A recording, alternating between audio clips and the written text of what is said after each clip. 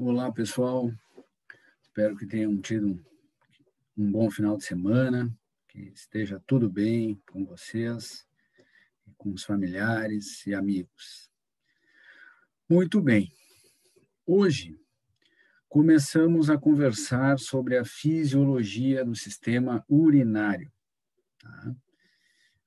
O sistema urinário não é formado apenas pelos rins, mas as principais funções que envolvem o sistema urinário acontecem nos rins, especialmente na unidade funcional dos rins, que talvez vocês conheçam, que nós chamamos de néfrons. Tá? Então, tudo que nós falarmos daqui em diante sobre os rins, na verdade, acontecem, ou entendam, né, que acontece nos néfrons, que é a unidade funcional dos rins. Vocês estão vendo que eu listei aqui algumas das funções renais, certo? Primeira delas aparece que os rins são muito importantes, fundamentais, tá? Sem eles talvez não aconteça isso. Isso que? A regulação homeostática, especialmente o equilíbrio hidroeletrolítico, né? A quantidade de água circulante e de eletrólitos nesta água. Então, o rim é fundamental, nós estamos constantemente filtrando essas substâncias. Nós estamos constantemente, né, o nosso rim está constantemente de acordo com a nossa volemia, né, ou seja, o nosso volume sanguíneo, o nosso rim está constantemente ajustando, vai eliminar mais, vai produzir mais urina e liberar mais água e eletrólitos e outras substâncias na urina, ou vai produzir menos urina e, consequentemente, liberar menos dessas substâncias na urina. Né? O excretar, né? Eliminar na urina significa excretar. Então, é muito simples da gente perceber isso, né? Em dias muito quentes, como esses que já tivemos, e provavelmente se aproximam outros, né? Nós suamos mais, né? Temos mais sudorese, consequentemente, como estamos eliminando água e eletrólitos pelo suor, nós vamos produzir menos urina, certo? E, consequentemente, vamos eliminar menos água na urina, já que estamos eliminando mais água no suor, através da sudorese, né? Em dias frios, é exatamente o oposto, né? Nós que temos o costume aqui no Rio Grande do Sul e também em outras partes do Brasil, né? Santa Catarina, Paraná, Mato Grosso do Sul, enfim, de consumirmos o mate, né? Tomamos o mate e quando a gente toma mate, a gente não está com sede, na maioria das vezes, a gente consome a água, né? Toma mate porque é um hábito. Então, aquela água que nós estamos ingerindo no mate não é uma água que nós estamos ingerindo porque estamos desidratados, com sede. Não, é um hábito. Então, não é necessário naquele momento. E em dias frios, né, que o mate apetece mais ainda, como suamos pouco e ingerimos a água do mate, vamos, obviamente, produzir mais urina, né? E eliminar mais água. Tudo isso para mantermos a volemia, né? O nosso volume sanguíneo dentro do equilíbrio, né? Ou seja, sempre buscando a homeostase, né? A regulação homeostática. É assim que o nosso organismo trabalha, né? Você já vem observando isso ao longo da fisiologia. Uma outra função que também é fundamental, nós temos 3 mecanismos de manutenção do equilíbrio ácido-básico do sangue, né? Então, esses 3 mecanismos são a respiração, né? O sistema respiratório, os tampões, que são aquelas substâncias que tendem a neutralizar o pH, né? Substâncias tampões na nossa corrente sanguínea, que são os tampões químicos do nosso sangue, são algumas substâncias circulantes que têm a função tamponante. Então, sistema respiratório, tampões químicos da corrente sanguínea e sistema urinário são os três mecanismos que nós temos para manter, né, o equilíbrio ácido-básico do nosso sangue, ou seja, o equilíbrio do pH sanguíneo, né, em outras palavras, que é a relação de substâncias ácidas e de substâncias básicas que estão circulando, né? O pH do nosso sangue varia normalmente entre 7,35 e 7,45, tá? Uma condição de acidose metabólica é mais comum que a alcalose metabólica, embora ambas possam ocorrer, e nenhuma delas é desejável, tá? Então, é muito importante que nós mantenhamos o pH sanguíneo dentro daquela faixa 7,35, 7,45. E na medida em que os rins eliminam mais íon hidrogênio ou menos íon hidrogênio, principalmente através do íon hidrogênio, mais ou menos na urina, o rim participa muito dessa manutenção do equilíbrio ácido-básico. Evidentemente que eliminando mais ou menos íon bicarbonato também, né? O íon bicarbonato é uma substância tamponante, né? Que tende a alcalinizar o pH quando falta substância ácida, né? Quando há um declínio de substâncias ácidas. Então, o rim é muito importante nessa regulação do pH sanguíneo, de uma forma né, bem importante. Uma outra função renal é a de excretar resíduos, né? Talvez a urina seja o meio que nós excretamos a maior quantidade de substâncias que não são mais importantes para nós, que não são mais necessárias para o nosso metabolismo. Nós eliminamos principalmente através da urina, através das fezes, alguma coisa também através da sudorese, também alguma coisa através da respiração, né? Mas principalmente através da urina e das fezes nós eliminamos resíduos, né? Também a mesma coisa serve para substâncias estranhas, né? Tudo aquilo que a gente ingere no alimento, por exemplo, os corantes, né? Que estão ali presentes no alimento, às vezes para torná-lo mais atraente, né? Para nós, do ponto de vista visual, talvez olfativo, gustativo até, mas que não são utilizados pelo nosso organismo nem para produzir proteínas, nem né, não nos servem para o nosso metabolismo. A gente acaba eliminando eles muito nas fezes e na urina. Mas, por exemplo, a gente consome beterraba, né? Um exemplo que me ocorreu aqui. Rapidamente, tem corante ali, é natural, mas tem substâncias que servem como corante, que atuam como corante, né? E rapidamente a gente observa uma mudança na coloração da urina, né? Assim como outros tantos alimentos, né? E ainda, obviamente que o rim não é uma glândula, todos já sabem disso, né? Mas algumas substâncias que se enquadram naquele conceito de hormônio são produzidos aqui nos rins.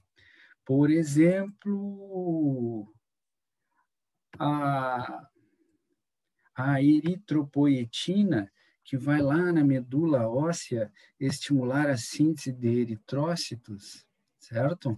A renina também é uma substância produzida nos rins que vai agir na vasoconstrição, né, na diminuição da luz dos vasos, vasoconstrição periférica, e que também é produzida nos rins, né? A vasopressina, a renina, ela tanto se enquadra num conceito hormonal, mas na maioria das vezes ela também é considerada uma enzima, né? Mas enfim, são substâncias produzidas no rim e que têm uma ação sistêmica. O principal exemplo quando se fala de hormônio é a eritropoetina, né? Que é uma substância, repito, o nome já indica, estimula a síntese de eritrócitos, que são as hemácias ou glóbulos vermelhos, né, como vocês preferirem. Muito bem, então essa é uma parte para destacar as funções do sistema urinário, e que são muito importantes, né, na medida em que participam da manutenção do pH, da manutenção do equilíbrio hidroeletrolítico e da excreção de resíduos e substâncias estranhas, principalmente. Isso é de interesse de vocês, né, porque isso está diretamente relacionado com a ingestão ou não, né, ingestão de alguns alimentos, né, certo? Vamos adiante, então. Vou relembrar para vocês, nas próximas 2 ou 3 figuras, a anatomostologia renal. Tá? Antes disso, só lembrá-los, né, o que eu falei antes, os néfrons, eles são a unidade funcional dos rins. E por questões didáticas, os néfrons são divididos em elementos vasculares, que são, na verdade, os vasos sanguíneos que irrigam o néfron, né?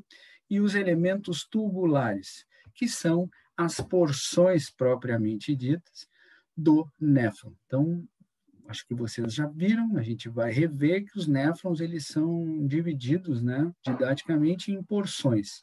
E estas porções ou partes do néfron a gente chama de elementos tubulares do néfron. Repito, os elementos vasculares do néfron são aqueles vasos sanguíneos que estão em contato direto com os néfrons. Uma coisa que eu tenho dito para vocês ao longo da Fisiologia 1 e depois aqui na Fisiologia 2 também, e agora eu vou repetir mais uma vez, é que, especialmente aqui nos rins, assim como lá no trato digestório, imaginem que há uma constante troca de substâncias entre elementos vasculares e elementos tubulares do néfron. Ou seja, em outras palavras, vou repetir a mesma coisa, em outras palavras, lembrem sempre que existem constantes trocas entre sangue e as porções do néfron, ou seja, o néfron, entre sangue e o néfron e o néfron e o sangue, tá? Constantes trocas. Essas trocas, na verdade, respondem por 3 processos. Por 3 processos, que eu vou me estender um pouquinho nessa figura e já vou colocar aqui embaixo. Ó. Então, na verdade, pessoal, essas constantes trocas entre sangue e néfron e sangue, possibilitam que ocorra 3 processos lá no néfron que são, na verdade, fundamentais ou que respondem pelas funções dos néfrons, certo? Um desses processos é a filtração glomerular. Tá? Filtração glomerular. Como é difícil eu escrever com essa canetinha. Filtração glomerular. Tá? O outro é o que a gente conhece como reabsorção. Não é absorção, é reabsorção. Absorção, nós falamos dela lá no sistema digestório, né? Aqui é reabsorção. Mais adiante, vocês vão ver por que é reabsorção e não absorção. Então, vou abreviar, tá? Reabsorção renal. E um terceiro processo, que é o processo de secreção renal.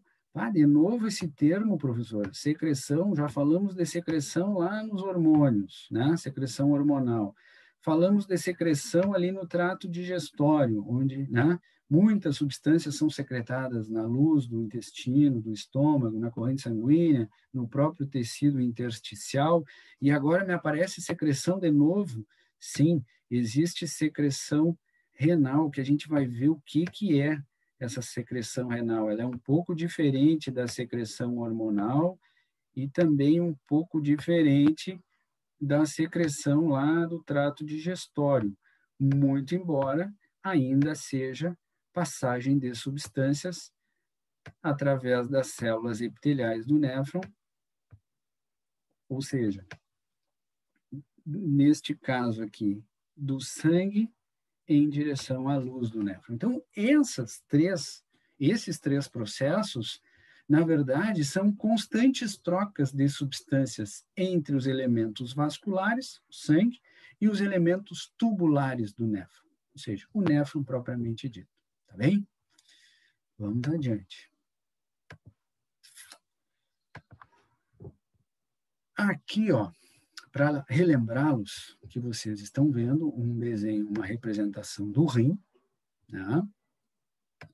Uma representação do rim, e ele fez rapidamente aqui, né? E os rins têm aquela porção mais interna, que é medula, que é a região medular do rim, tem a porção mais externa, que é a porção cortical dos rins, certo? E tem esta porção bem interna aqui, ó, bem central nos rins, né? Esta porção aqui, ó, que é chamada de, pelve renal. Pelve renal. Eu sempre dou um exemplo meio grosseiro, assim, que se vocês pegarem um pêssego, né, cortarem o pêssego ao meio, tirarem o caroço fora e ficarem com a metade do pêssego na mão e vocês olharem assim de frente, aquele espaço onde estava o caroço, né, aquilo ali é mais ou menos representa bem a pelve renal, uma espécie de cavidade na parte central dos rins. E aqui, ó, nesse quadrado que ele mostra, nessa janela, né, que ele mostra ali, ó, ele destacou ali 2 néfrons, né? Tem um néfron mais para a esquerda, aqui, e tem um néfron, que vocês estão vendo ali, mais para a direita, certo? 2 néfrons representados aqui, ó. Muito bem. O que eu chamo a atenção de vocês é que no rim existe 1 milhão de néfrons, tá?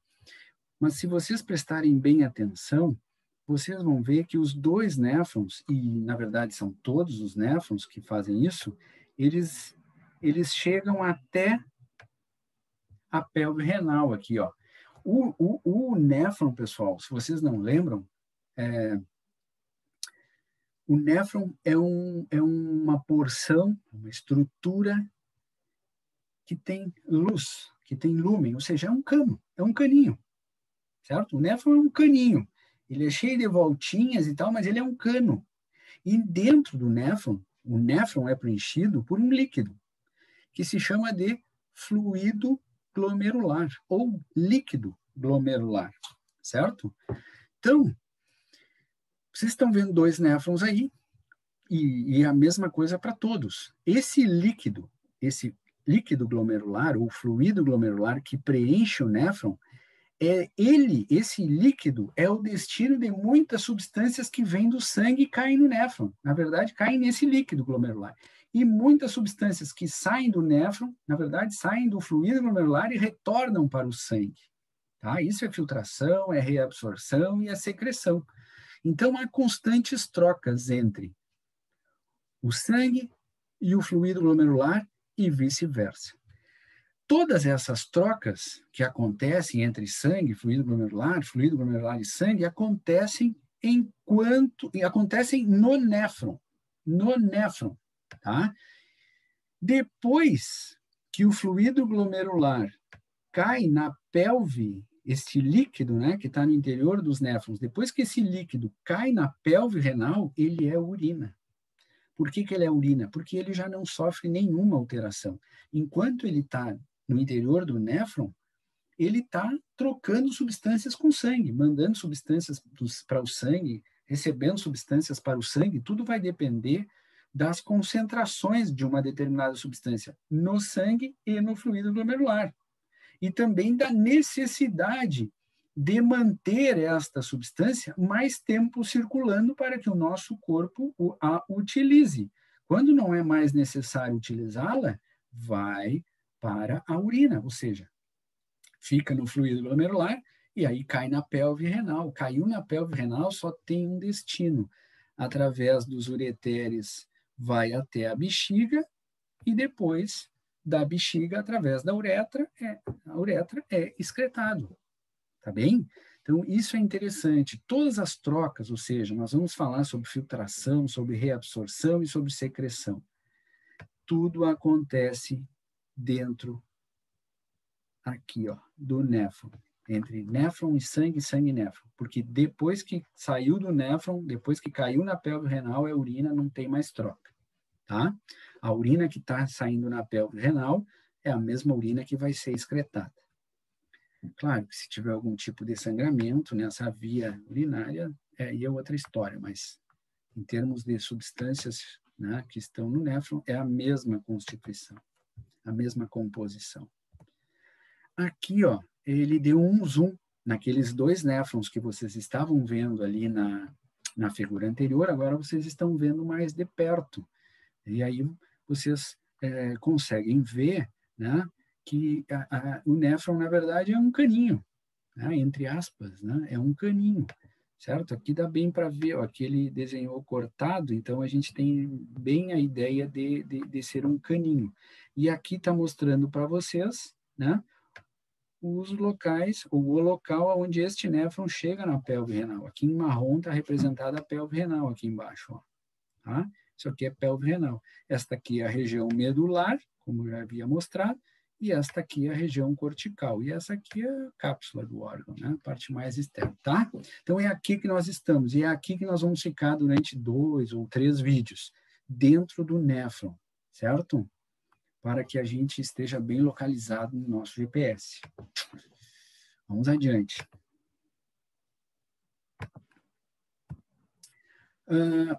Esta figura aqui, ó, mostra de novo o néfron, né? O nosso personagem de hoje é o néfron. Então, aí vocês estão vendo de novo um néfron representado. E vocês estão vendo também, além do néfron, os elementos vasculares do néfron, ou seja, os vasos sanguíneos que estão em contato íntimo com o néfron, tá?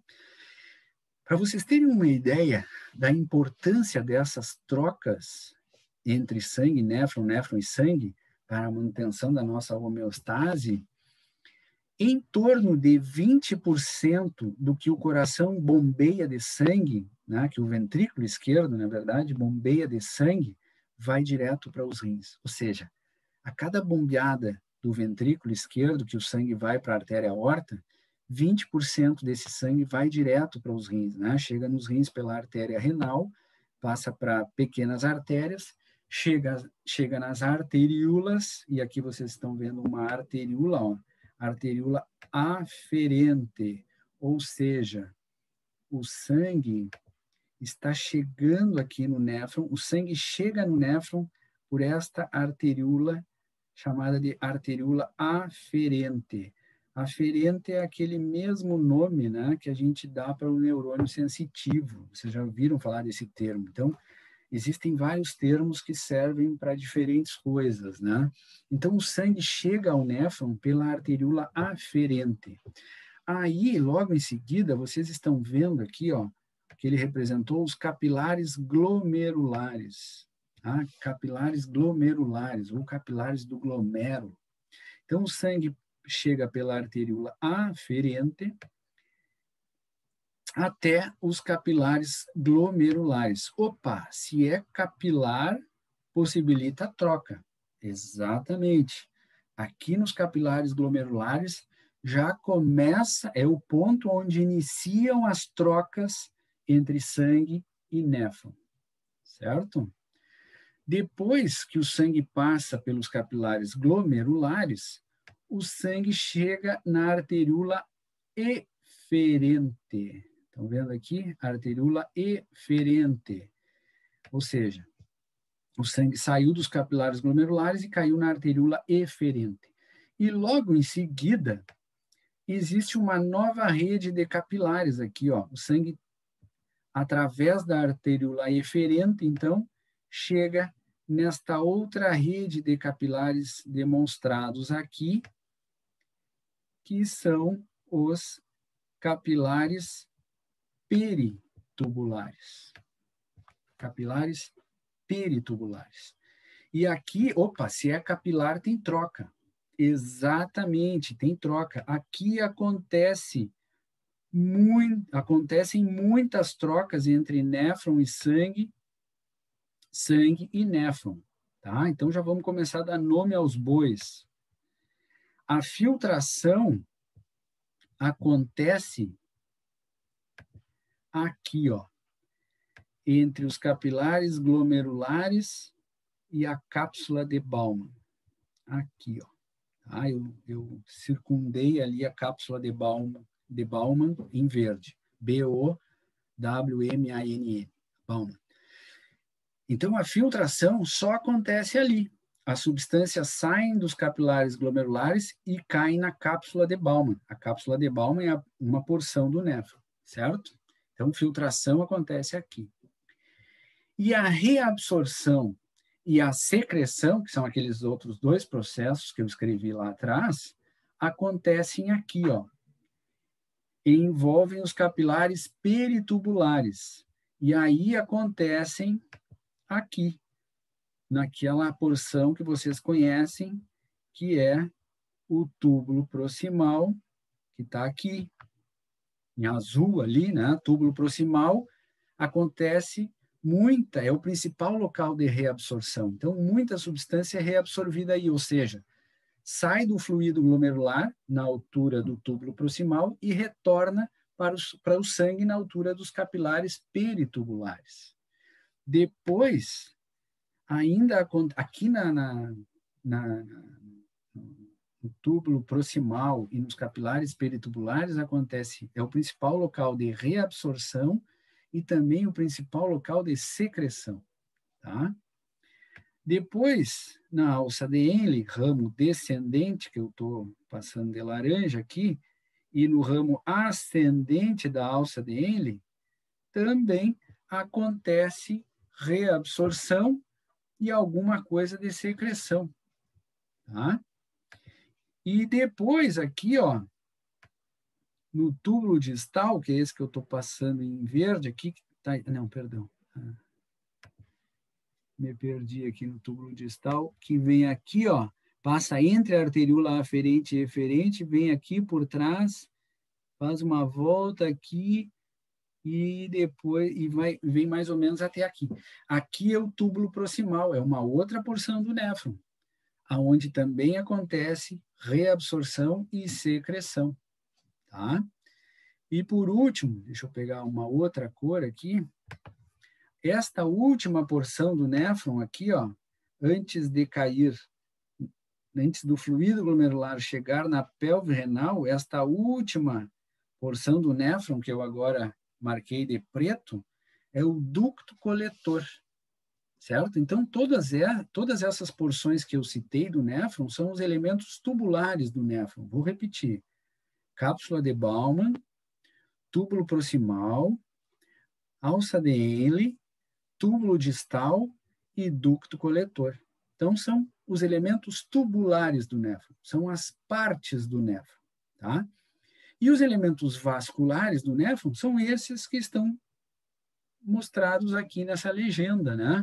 Arteríola aferente, capilares glomerulares, arteríola eferente, capilares peritubulares. Depois que o sangue passa pelos capilares peritubulares e faz a reabsorção e secreção, o sangue chega nas vênulas.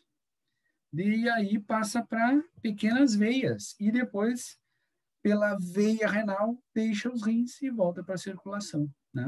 Vai para a veia cava e átrio direito e aí, né? Vai de novo, começa uma nova circulação ali. Certo, pessoal? Então, essa é a relação bem íntima, né, entre elementos vasculares, que estão na legenda, e os elementos tubulares que eu citei para vocês. A gente vai ter oportunidade de ver de novo esses lugares e falar mais sobre esses mecanismos, sobre esses três.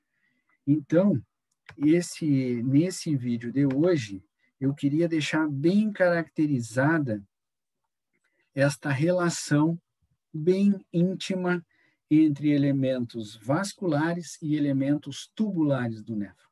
E citar para vocês os 3 processos que acontecem e que envolvem esses 2 elementos, ou seja, vasculares e tubulares, que são filtração glomerular, reabsorção renal e secreção renal. A gente vai continuar, vai falar dele no próximo vídeo.